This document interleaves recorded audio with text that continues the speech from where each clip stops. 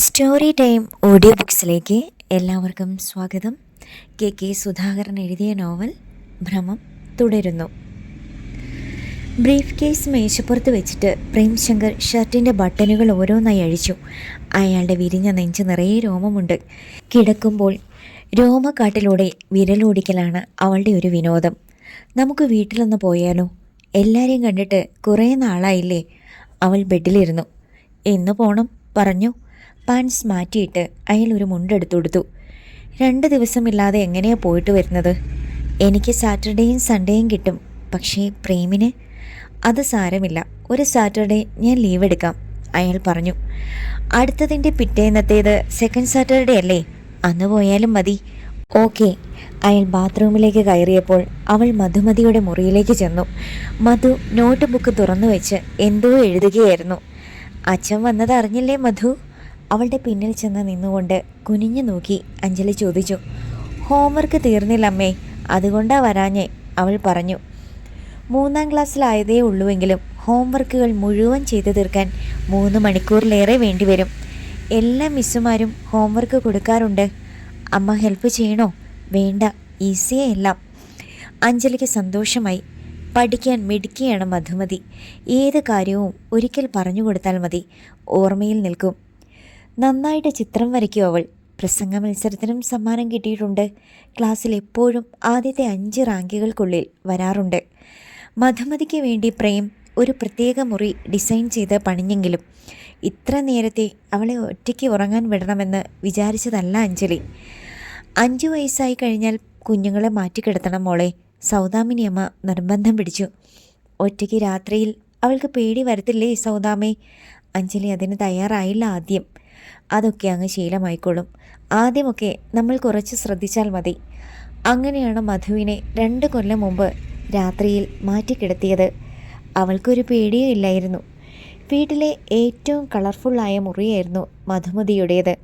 അത് കഴിയുന്നത്ര മനോഹരമാക്കാൻ പ്രേം വളരെ ശ്രദ്ധിച്ചു. എന്നാൽ ഹോംവർക്ക് തീർത്തിട്ട് മോൾ വാ. അഞ്ജലി അടുക്കളയിലേക്ക് ചെന്നു. രാവിലെ ദോശ ചുടാനുള്ള മാവ് ഫ്രിഡ്ജിൽ നിന്ന് എടുത്തു വയ്ക്കുകയായിരുന്നു സൗദാമിനി അമ്മ. പുളിശ്ശേരിയും രസവും മീൻ പൊരിച്ചതും അച്ചിങ്ങ തോരനുമുണ്ട് മോളെ, വേണമെങ്കിൽ പപ്പടം കാച്ചാം, അവളെ കണ്ട് സൗദാമിനി അമ്മ പറഞ്ഞു. വേണ്ട സൗദാമി, എണ്ണ കഴിയുന്നത്ര കുറയ്ക്കണം. മീൻ പൊരിച്ചതിൻ്റെ കൂടെ പപ്പടം വേണ്ട. രാത്രിയിൽ പ്രേംശങ്കറിന് ചോറാണ് ഇഷ്ടം.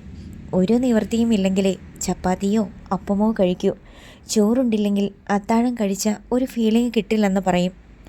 പ്രേംശങ്കർ കുളി കഴിഞ്ഞ് വേഷം മാറി വന്നപ്പോഴേക്ക് മധുമതി അവളുടെ ഹോംവർക്ക് തീർത്തു. പിന്നെ ഭക്ഷണം കഴിക്കുന്നത് വരെ അച്ഛനും മകളും ഡ്രോയിങ് റൂമിൽ കളിയും ചിരിയുമായിരുന്നു. മധുമതി ഉറങ്ങുന്നത് വരെ അവളോടൊപ്പം കിടന്നിട്ടാണ് അഞ്ജലി ബെഡ്റൂമിലേക്ക് ചെന്നത്. ടേബിൾ ലാമ്പിൻ്റെ വെളിച്ചത്തിൽ അപ്പോൾ പ്രേംശങ്കർ ഒരു ക്രൈം ത്രില്ലർ വായിക്കുകയായിരുന്നു. അവളെ കണ്ടയാൾ ബുക്കിൽ അടയാളം വെച്ച് മടക്കി. മോളുറങ്ങിയോ? അവൾ മൂളി. എങ്കിൽ പിന്നെ ഇനി മോനെ കൂടി ഉറക്കിയേര്, അയാൾ പുഞ്ചിരിയോടെ പറഞ്ഞു. അതാണ് ഏറ്റവും പ്രയാസമുള്ള കാര്യം, അവൾ മുടി പിന്നിക്കെട്ടിക്കൊണ്ട് പറഞ്ഞു. പ്രയാസമുള്ള കാര്യങ്ങൾ ചെയ്യുന്നതിലാണ് ഏറ്റവും കൂടുതൽ ത്രില്ലുള്ളത്. അതെ അതെ, ലൈറ്റ് അണിച്ചിട്ട് അവൾ അയാളുടെ അടുത്ത് ചെന്ന് കിടന്നു. ഇന്നുച്ചയ്ക്ക് ഊണ് കഴിക്കുമ്പോൾ ഒരു ഡിസ്കഷൻ നടന്നു. ഞങ്ങൾ ലേഡീസ് മാത്രം, അവൾ പറഞ്ഞു. എന്ത് ഡിസ്കഷൻ? പെണ്ണ് വിചാരിച്ചാൽ കൊല കൊമ്പന്മാരെന്ന് വിശ്വസിക്കുന്ന ഏത് പുരുഷനെയും വീഴ്ത്താൻ പറ്റുമെന്നൊരാൾ, അങ്ങനെ എല്ലാവരും വീഴത്തില്ലെന്ന് വേറൊരാൾ. എന്നിട്ട് ആരാ സ്കോർ ചെയ്തത്? വീഴ്ത്താമെന്ന് പറഞ്ഞ കക്ഷി. ആ കക്ഷി പറഞ്ഞതാണ് ശരി. അപ്പോൾ വേറൊരു പെണ്ണ് വിചാരിച്ചാൽ പ്രേം വീഴുമോ? കരുതലോടെ അവൾ ചോദിച്ചു. ഞാനോ? ഞാൻ ഓൾറെഡി വീണ് കിടക്കുമല്ലേ, ദാ ഇവിടെ. അയാൾ അവളെ നെഞ്ചോട് ചേർത്ത് പിടിച്ചു. ഈ ആൻസർ എന്നെ സന്തോഷിപ്പിക്കാൻ പറഞ്ഞതാണ്, പക്ഷേ കറക്റ്റ് ആൻസർ എനിക്ക് വേണം. വീഴുകയില്ല, അയാൾ പറഞ്ഞു. അത്രയ്ക്ക് മനക്കരുത്തുണ്ടോ? മനക്കരുത്തല്ല ഇവിടെ പ്രധാനം, ഫാമിലിയാണ്. കുടുംബം കെട്ടുറപ്പുള്ളതാവണം എന്നാഗ്രഹിക്കുന്നത് കൊണ്ടാണ് ഭൂരിപക്ഷം ഭാര്യമാരും ഭർത്താക്കന്മാരും നല്ല പിള്ളയായി ജീവിക്കുന്നത്, അയാൾ പറഞ്ഞു. എന്നുവെച്ചാൽ സെക്ഷൽ അട്രാക്ഷൻ ഉണ്ടായാലും അത് സപ്രസ് ചെയ്ത് വെക്കാറുണ്ടെന്നല്ലേ? That is a fact, a reality. പ്രേമിനും അങ്ങനെ. We are all human beings. Opposite ജെൻഡറിനോട് അട്രാക്ഷൻ ഉണ്ടാവും. എനിക്കതല്ല അറിയേണ്ടത്. പ്രേമിനും അങ്ങനെ ഉണ്ടാകാറുണ്ടോ? A thing of beauty is a joy for ever. ആരാണിങ്ങനെ പറഞ്ഞത്? ഷെല്ലിയോ കീറ്റ്സോ? കീറ്റ്സ്. അത്രയേ ഉള്ളൂ. സൗന്ദര്യമുള്ള സ്ത്രീകളെ കാണുമ്പോൾ പുരുഷന്മാർക്കൊരു ആകർഷണം തോന്നും. ഒരു തരം ജോയ്. അത്രയേ ഉള്ളൂ. അതിൽ കൂടുതലൊന്നുമില്ല. അതിൽ തെറ്റൊന്നുമില്ല പ്രേം. അവളും സമ്മതിച്ചു. പിന്നെ എന്തിലാണ് തെറ്റുള്ളത്? അതോ, അത് ഞാൻ പറയാം. പറയണ്ട, പ്രവർത്തിച്ചു കാണിച്ചാൽ മതി, അയാൾ അവളുടെ കാതിൽ പറഞ്ഞു. അവൾ ഒന്ന് അമർത്തി ചിരിച്ചു. രാവിലെ അഞ്ജലി ഉണർന്നപ്പോൾ പതിവ് പോലെ പ്രേംശങ്കർ ബെഡിൽ ഉണ്ടായിരുന്നില്ല. കൃത്യം 5 മണിക്ക് അയാൾ ഉണരും. ട്രാക്ക് സ്യൂട്ട് ധരിച്ച് പുറത്തേക്ക് പോകും. 1 മണിക്കൂർ ജോഗിങ്. എഞ്ചിനീയറിംഗ് കോളേജിൽ അയാൾ 3 വർഷം കോളേജ് ടീം ക്യാപ്റ്റനായിരുന്നു. അന്ന് തുടങ്ങിയ ശരീരപരിരക്ഷണം ഇന്നും തുടരുന്നു. 8:30 ആയപ്പോൾ സ്കൂൾ ബസ് വന്നു. മധുമതിയെ കയറ്റി വിട്ടിട്ടാണ് അഞ്ജലി കോളേജിൽ പോകാൻ ഒരുങ്ങിയത്. 9-ന് അവൾ പോയി. 9:30 കഴിഞ്ഞിട്ടാണ് പ്രേംശങ്കർ ഓഫീസിൽ പോകുന്നത്. എന്നാലും 10 മണിക്ക് മുമ്പ് അയാൾ ഓഫീസിലെത്തും. അയാൾ വീട്ടിൽ നിന്ന് ലഞ്ച് കൊണ്ടുപോകാറില്ല. കാരണം ഉച്ചയൂണിൻ്റെ സമയത്ത് പലപ്പോഴും ഓഫീസിൽ ഉണ്ടാവാറില്ല, സൈറ്റിലായിരിക്കും. അന്നും സൈറ്റിൽ പോയിട്ട് വന്നപ്പോൾ 4 മണി കഴിഞ്ഞു. അയാൾ റൂമിലിരിക്കുമ്പോഴാണ് ഭംഗിയായി സാരി ഉടുത്ത ഒരു സ്ത്രീ ഹാഫ് ഡോർ തുറന്ന് അകത്തേക്ക് നോക്കിയത്. എക്സ്ക്യൂസ് മീ, അകത്തേക്ക് വരാമോ? അത് മരിയ റോസ് ആയിരുന്നു. അല്ല, ഇതാരെ? Please come in. അയാൾ ക്ഷണിച്ചു. മരിയ അകത്തേക്ക് കയറി ചെന്നു. എന്നെ ഒട്ടും പ്രതീക്ഷിച്ചില്ല അല്ലേ? അവൾ. ഇല്ല, പ്ലീസ് ടേക്ക് യുവർ സീറ്റ്, അയാൾ ഉപചാരപൂർവ്വം പറഞ്ഞു. ചില ദിവസം അഞ്ജലിയെ കോളേജിൽ കൊണ്ടുവിടാനും ചിലപ്പോൾ വിളിച്ചു കൊണ്ടുവരാനും അയാൾ പോകാറുണ്ട്. അപ്പോൾ അവളുടെ ഡിപ്പാർട്ട്മെൻറ്റിലുള്ള പലരെയും പരിചയപ്പെട്ടിട്ടുണ്ട്. മരിയ എതിർവശത്തുള്ള കസേരയിലിരുന്നു. ഒരു നേർത്ത സുഗന്ധം മുറിയിൽ നിറയുന്നത് അയാൾ അറിഞ്ഞു. മരിയ അയാളെ നോക്കി പുഞ്ചിരിച്ചു. പ്രേംശങ്കറിൻ്റെ ഷർട്ടൊക്കെ സെലക്ട് ചെയ്തു തരുന്നത് അഞ്ജലിയാണോ? അവൾ ചോദിച്ചു. അതെ, മിക്കവാറും. ഇതാരാണ് സെലക്ട് ചെയ്തത്? പ്രേംശങ്കർ അന്ന് ധരിച്ചിരുന്നത് ഒരു സിഗ്നേച്ചർ ഷർട്ടായിരുന്നു. ഞാനാണ്. Beautiful shirt. You look so marvellous, അവൾ അഭിനന്ദനം പോലെ പറഞ്ഞു. താങ്ക് യു, അയാൾ മെല്ലെ തല ചലിപ്പിച്ചു. മരിയ റോസ് അയാളുടെ കണ്ണുകളിലേക്ക് നോക്കി ഒരു നിമിഷം മന്ദഹാസത്തോടെ ഇരുന്നു. അഞ്ജലി വളരെ ലക്കിയാണെന്ന് എനിക്ക് പലപ്പോഴും തോന്നിയിട്ടുണ്ട്, മരിയ റോസ് പറഞ്ഞു. പ്രേംശങ്കർ അത് കേട്ട് വെറുതെ ചിരിച്ചതേയുള്ളൂ. A handsome husband, cute little daughter, beautiful house. എല്ലാവർക്കും ഒന്നും ആ ഭാഗ്യം കിട്ടാറില്ല. എൻ്റെ കാര്യം തന്നെ എക്സാമ്പിൾ. മരിയ റോസിനെ കുറിച്ച് അഞ്ജലി പറഞ്ഞിട്ടുള്ള കാര്യങ്ങൾ അയാൾക്കപ്പോൾ ഓർമ്മ വന്നു. വിവാഹമോചിത, ഒറ്റയ്ക്ക് താമസിക്കുന്നവൾ, ആരോടും അടുപ്പത്തോടെ പെരുമാറുന്നവൾ. Being single has some other advantages. അത് ഞാൻ മറന്നുകൊണ്ടല്ല പറയുന്നത്. പക്ഷേ സ്നേഹസമ്പന്നനായ ഒരു പുരുഷനെ ഏത് സ്ത്രീയും അത് ആഗ്രഹിക്കുന്നുണ്ട്. മരിയ റോസ് വാനിറ്റി ബാഗ് തുറന്ന് കർച്ചീഫ് എടുത്ത് ചുണ്ടുകൾ മൃദുവായി ഒന്ന് അമർത്തി. അവൾ ലിപ്സ്റ്റിക് ഉപയോഗിച്ചിട്ടുണ്ടോ ഇല്ലയോ എന്ന് അയാൾക്ക് മനസ്സിലാക്കാൻ കഴിഞ്ഞില്ല. സോറി, ഞാൻ വന്നതിൻ്റെ കാര്യം മറന്നു. എക്സിക്യൂട്ടീവ് എഞ്ചിനീയറെ കണ്ട് ഒരു റിക്വസ്റ്റ് കൊടുക്കാനായിരുന്നു. പക്ഷേ പുള്ളി ഇന്ന് ഓഫീസിലില്ല. തിരുവനന്തപുരത്ത് ചീഫ് എഞ്ചിനീയറുടെ ഓഫീസിൽ വെച്ച് ഒരു കോൺഫറൻസ് ഉണ്ട് സാർ, അത് അറ്റൻഡ് ചെയ്യാൻ പോയതാണ്, പ്രേംശങ്കർ പറഞ്ഞു. PWD റോഡിൻ്റെ സൈഡിലാണ് എൻ്റെ വീട്. ടൗണിലേക്ക് വരുന്ന വഴി ഒരു 50 മീറ്ററോളം ഗട്ടറാണ്. എത്ര സ്ലോ ചെയ്ത് പോയാലും പേടിയാ, വണ്ടിയുടെ ആക്സിൽ ഒടിയുമോന്ന്. മരിയ റോസ് ബാഗിൽ നിന്ന് 4 മടക്കി ഒരു കടലാസ് എടുത്ത് നിവർത്തി പ്രേംശങ്കറിന് നീട്ടി. ഒരു റിക്വസ്റ്റാണ്. ഇത് അസിസ്റ്റൻറ്റ് എക്സിക്യൂട്ടീവ് എഞ്ചിനീയറുടെ കയ്യിൽ കൊടുത്താൽ മതിയെന്ന് സൂപ്രണ്ട് പറഞ്ഞു. വന്നപ്പോഴല്ലേ ആൾ പ്രേമാണെന്ന് മനസ്സിലായത്. പ്രേംശങ്കർ ആ കടലാസ് വാങ്ങി നോക്കി. റോഡിലെ കുഴികൾ എത്രയും വേഗം നികത്തണമെന്ന് കാണിച്ച് സമീപവാസികളായ 4-5 പേർ ഒപ്പിട്ട ഒരു അപേക്ഷയായിരുന്നു അത്. വരുമ്പോൾ ഞാനത് അദ്ദേഹത്തെ കാണിച്ച് സംസാരിക്കാം, അയാൾ പറഞ്ഞു. സംഗതി നടക്കുമെന്ന് എനിക്കിപ്പോൾ ഒരു വിശ്വാസമുണ്ട്. കാരണം പ്രേമിൻ്റെ കയ്യിലാണല്ലോ ഞാനിത് തന്നത്, മരിയ റോസ് പറഞ്ഞു. എന്നാലും 3-4 മാസത്തെ സമയമെടുക്കും. കാരണം എസ്റ്റിമേറ്റ്, ടെൻഡർ എന്നീ ഫോർമാലിറ്റീസ് ഉണ്ട്. അത് കഴിയാതെ. അത് മതി, അടുത്ത മഴയ്ക്ക് മുമ്പെങ്കിലും നോക്കാം, അയാൾ തലകുലുക്കി. താങ്ക്സ് പ്രേം, അപ്പോൾ കാണാം. മരിയ റോസ് പുഞ്ചിരിയോടെ യാത്ര പറഞ്ഞു പോയി. പ്രേംശങ്കർ ആ അപേക്ഷയിൽ ഇനീഷ്യൽ ചെയ്ത് ഡേറ്റും എഴുതി അപ്പോൾ തന്നെ ഓഫീസിലേക്ക് കൊടുത്തയച്ചു. അപ്പോഴാണ് അസിസ്റ്റൻ്റ് എഞ്ചിനീയർ ഗീത റാണി അയാളുടെ മുറിയിലേക്ക് കയറി വന്നത്. എന്താ ഗീത? സാറിനോടൊരു പേഴ്സണൽ കാര്യം ഡിസ്കസ് ചെയ്യാൻ വേണ്ടി വന്നതാ, ഇരിക്കൂ. എതിർവശത്തുള്ള കസേരയിൽ ഗീതാറാണി ഇരുന്നു. വേറൊന്നുമല്ല സർ, ഞങ്ങളിപ്പോൾ താമസിക്കുന്നത് റെൻറ്റിനെടുത്ത വീട്ടിലാണ്. ഞങ്ങൾക്ക് സ്വന്തമായി ഒരു വീടുണ്ടാക്കണമെന്ന ആഗ്രഹമുണ്ട്. നല്ല കാര്യം, അത് വേണം, അയാൾ പറഞ്ഞു. ഗണപതി അമ്പലത്തിൻ്റെ അടുത്ത് ഒരു 10 സെൻറ്റ് സ്ഥലം 3 മാസം മുമ്പ് ഞാൻ മേടിച്ചിട്ടുണ്ട്. ഇനി ഒരു പ്ലാനാണ് വേണ്ടത്. പ്രതീക്ഷയോടെ ഗീതാറാണി അയാളുടെ മുഖത്തേക്ക് നോക്കി. ഗീതയുടെയും ഹസ്ബൻഡിൻ്റെയും ആവശ്യവും അഭിരുചിയും കണക്കിലെടുത്തൊരു പ്ലാൻ തയ്യാറാക്കൂ. പിന്നെ പ്ലോട്ടിൻ്റെ ഷേപ്പും അതിൻ്റെ സറൗണ്ടിങ്സും ലൊക്കേഷനും ഒക്കെ കൺസിഡർ ചെയ്തിട്ട് വേണം. സാറിൻ്റെ വീട് സാർ തന്നെയല്ലേ ഡിസൈൻ ചെയ്തത്, അല്ലേ? അതെ. ഓഫീസിൽ പലരും പറഞ്ഞു എല്ലാവർക്കും ഇഷ്ടപ്പെട്ടെന്ന്.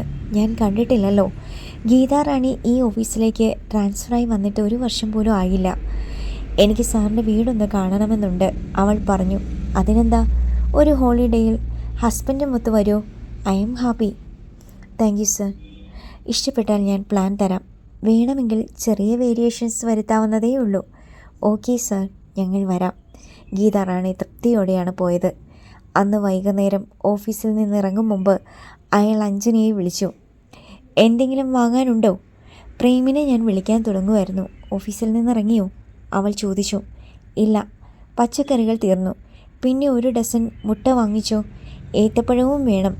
അല്ലെങ്കിൽ പ്രേം നേരെ ഇങ്ങ് വാ, നമുക്കൊന്നിച്ച് പോയി വാങ്ങിക്കാം. അത് സാരമില്ല, ഇത്രയും മതിയെങ്കിൽ ഞാൻ മേടിച്ചു കൊണ്ടുവരാം. അതിനു വേണ്ടി കൂടുതൽ സമയം കളയണ്ട. എങ്കിൽ അടുത്തയാഴ്ച നമുക്കൊന്നിച്ച് പോകാം, അവൾ പറഞ്ഞു. ടൗണിലെ സൂപ്പർ മാർക്കറ്റിൽ എല്ലാം കിട്ടും. ബില്ലടച്ചു കഴിഞ്ഞാൽ അവിടുത്തെ പയ്യൻ തന്നെ സാധനങ്ങൾ കിറ്റിലാക്കി കാറിൽ കൊണ്ടുവന്ന് വെച്ചു തരും. അയാൾ സൂപ്പർ മാർക്കറ്റിൽ നിൽക്കുമ്പോൾ അഞ്ജലിയുടെ വിളി വന്നു. പ്രേം, ഒരു സാധനം കൂടി വേണം.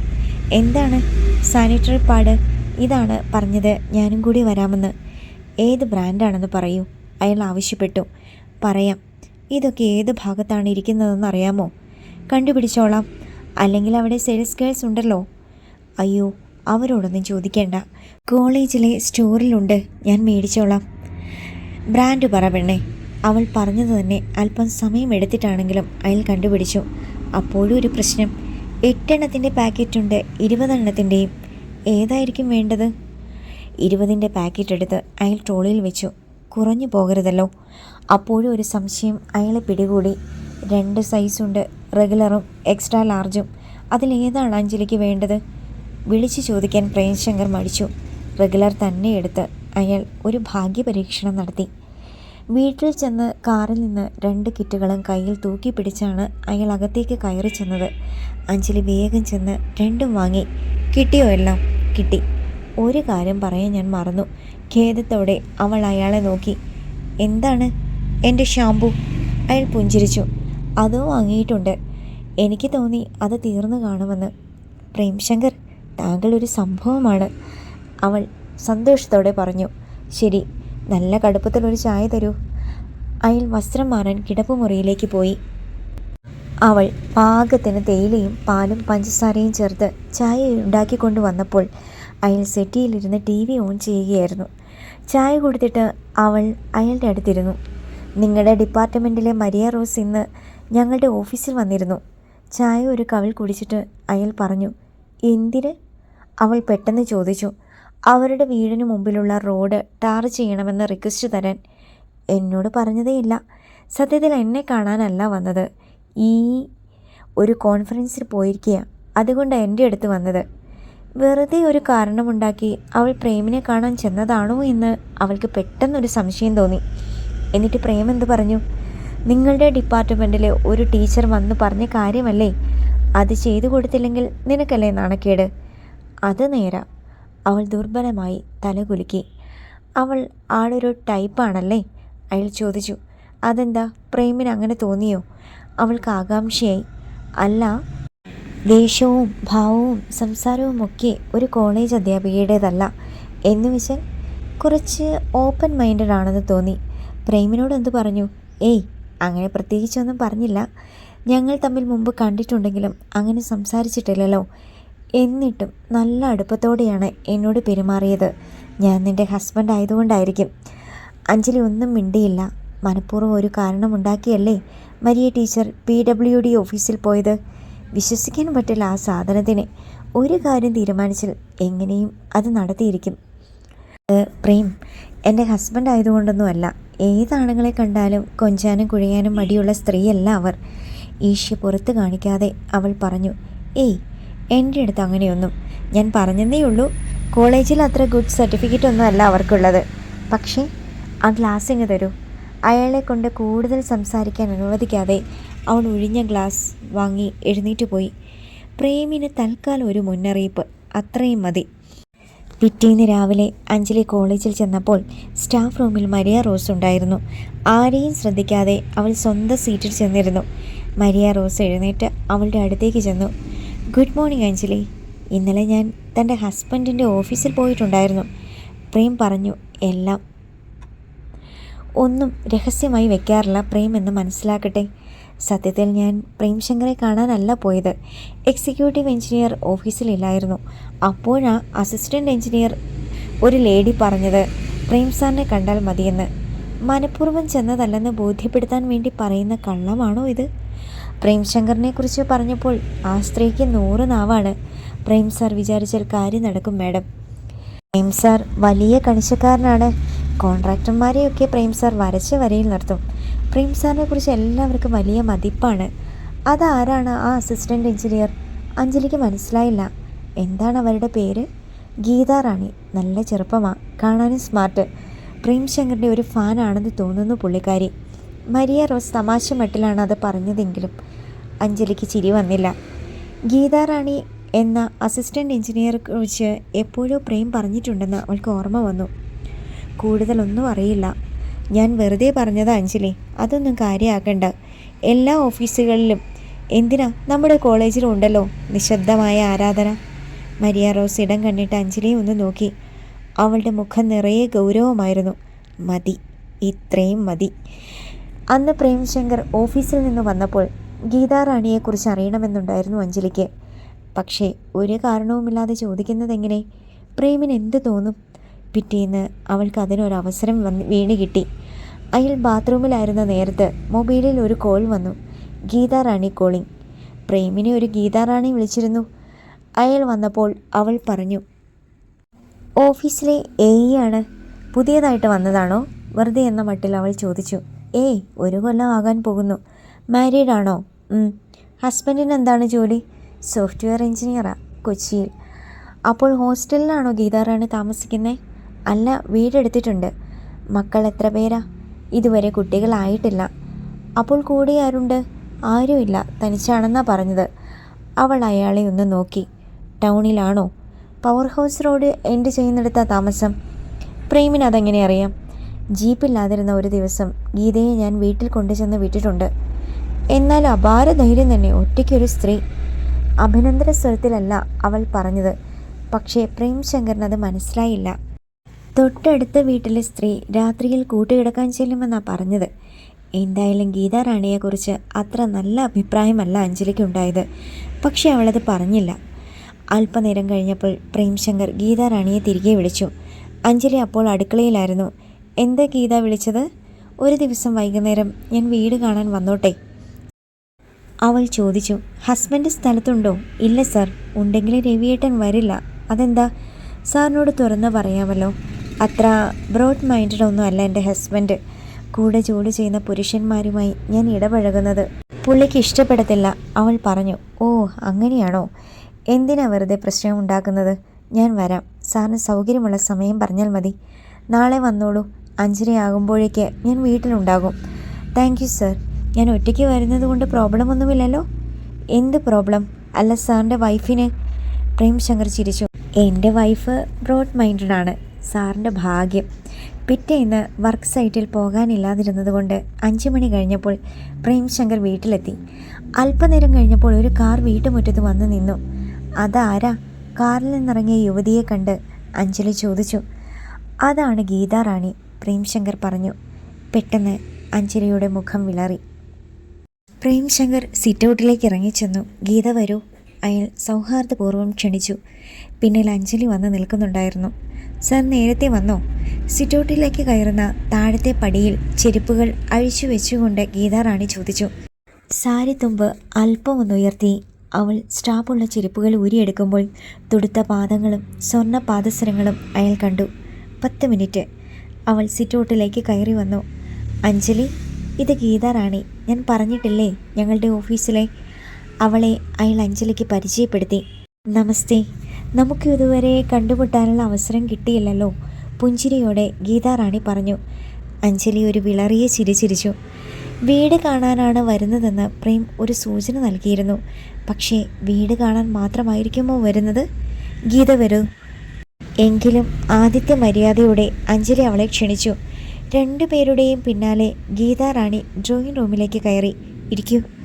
ലെതർ ഫിനിഷുള്ള വലിയ സിംഗിൾ സെറ്റിയിൽ ഗീതാ റാണി ഇരുന്നു. എതിർവശത്തുള്ള ഡബിൾ സെറ്റിയിൽ പ്രേംശങ്കറും അഞ്ജലിയും. മോളെവിടെ? ഗീതാ റാണി തിരക്കി. അവൾ ഹോംവർക്കിൻ്റെ തിരക്കിലാണെന്ന് തോന്നുന്നു, അയാൾ പറഞ്ഞു. മധു, അഞ്ജലി നീട്ടി വിളിച്ചു. വരുന്നമ്മേ. ഉടൻ തന്നെ മധുമതി ഓടി വന്നു. ഗീതാ റാണിയെ കണ്ട് അവളൊന്ന് പകിച്ചു. മോളിങ് വന്നേ. എന്നെ നേരത്തെ കണ്ടിട്ടില്ലല്ലോ. അച്ഛൻ്റെ ഓഫീസിൽ വർക്ക് ചെയ്യുന്ന ആൻറ്റിയാ ഗീതാൻറ്റി, ഗീതാ റാണി പറഞ്ഞു. ഒന്നും അടിച്ചെങ്കിലും മധുമതി അവളുടെ അടുത്തേക്ക് ചെന്നു. അവൾ കുഞ്ഞിനെ ചേർത്ത് പിടിച്ച് കവിളിൽ ഉമ്മ വെച്ചു. മോൾ ഏത് ക്ലാസ്സിലാണ് പഠിക്കുന്നേ? 3rd standard. മോൾക്ക് മധു എന്ന് പേരിട്ടത് ആരാ? മധു അല്ല, മധുമതി എന്നാണ് എൻ്റെ പേര്. Madhumathi, sweet name. അച്ഛനാണോ അമ്മയാണോ ഈ പേരിട്ടത്? മധുമതി മുഖം തിരിച്ച് പ്രേംശങ്കറിയെ അഞ്ജലിയെ ഒന്ന് നോക്കി. അഞ്ജലിയുടെ സെലക്ഷനാണ്. പഴയ ഹിന്ദി സിനിമകളുടെ ഒരു ഫാനാണ് എൻ്റെ പ്രിയ ഭാര്യ. അയാൾ പറഞ്ഞത് കേട്ട് ഗീതാ റാണിയും അഞ്ജലിയും ചിരിച്ചു. ഗീതാ റാണിയെ കണ്ണു വയ്ക്കാതെ നോക്കിയിരിക്കുകയായിരുന്നു അഞ്ജലി. അത്ര സുന്ദരിയൊന്നുമല്ല, ഇരുനിറം, പക്ഷേ ആ ശരീര വടിവ്. ഡ്രോയിങ് റൂം അറേഞ്ച്മെൻറ്റ് ആരുടെ കലാവിരുതാ? ചുറ്റും നോക്കിക്കൊണ്ട് ഗീതാ റാണി ചോദിച്ചു. ഇൻറ്റീരിയർ ഡെക്കറേഷൻ്റെ ക്രെഡിറ്റ് മുഴുവൻ അഞ്ജലിക്കുള്ളതാണ്, പ്രേം പറഞ്ഞു. മനോഹരമായി രൂപകൽപ്പന ചെയ്ത ഫർണിച്ചർ, ലൈറ്റ് കളറിലുള്ള വാൾ പെയിൻറ്റ്, അതിനനുയോജ്യമായ കർട്ടനുകൾ, ഭിത്തിയിൽ തൂക്കിയിട്ടുള്ള ഓയിൽ പെയിൻറ്റിങ്, ഫ്ലവർ വേസിലെ പൂക്കൾ. കലാബോധമുള്ള ഒരാൾക്ക് മാത്രമേ ഇത്ര ഭംഗിയായി വീടൊരുക്കാൻ കഴിയൂ. അത് കേട്ടപ്പോൾ അവനോട് ആദ്യം തോന്നിയ ഈർഷ്യ അഞ്ജലിയുടെ മനസ്സിൽ നിന്ന് അലിഞ്ഞുപോയി. അങ്ങനെയല്ല, പ്രേമിൻ്റെ ഹെൽപ്പും ഫുൾ സപ്പോർട്ടും ഉണ്ടായിരുന്നു. സത്യം പറയാതിരിക്കുന്നത് ശരിയല്ലല്ലോ. നമ്മുടെ വീടിനെക്കുറിച്ച് ആരൊക്കെയോ ഗീതയോട് പറഞ്ഞു. അത് കേട്ട് കാണാൻ വന്നതാണ്. ഗീത പുതിയ വീട് വയ്ക്കാൻ പോവുകയാണ്. അതിനു മുമ്പുള്ള ഒരു അന്വേഷണം, പ്രേം പറഞ്ഞു. അതിനെന്താ, കാണാമല്ലോ. ഗീതാ റാണിയെയും കൊണ്ട് അഞ്ജലി ആദ്യം പോയത് കിച്ചണിലേക്കാണ്. അപ്പോൾ സൗദാമിനി അമ്മ ചായ ഉണ്ടാക്കുകയായിരുന്നു. അവർ അങ്ങനെയാണ്, വീട്ടിൽ അതിഥികൾ വന്നാലുടൻ ചായ ഉണ്ടാക്കും. ഇതെൻ്റെ സൗദാമ്മ. അഞ്ജലി അവരെ പരിചയപ്പെടുത്തി. അമ്മയാണോ? സംശയത്തോടെ ഗീതാ റാണി ചോദിച്ചു. അതെ, അമ്മയെപ്പോലെ തന്നെ. സൗദാമിനി അമ്മ ഗീതാ റാണിയെ ഒന്ന് നോക്കി. അതളക്കുന്ന ഒരു നോട്ടമായിരുന്നു. അടുത്ത ഭാഗം നാളെ.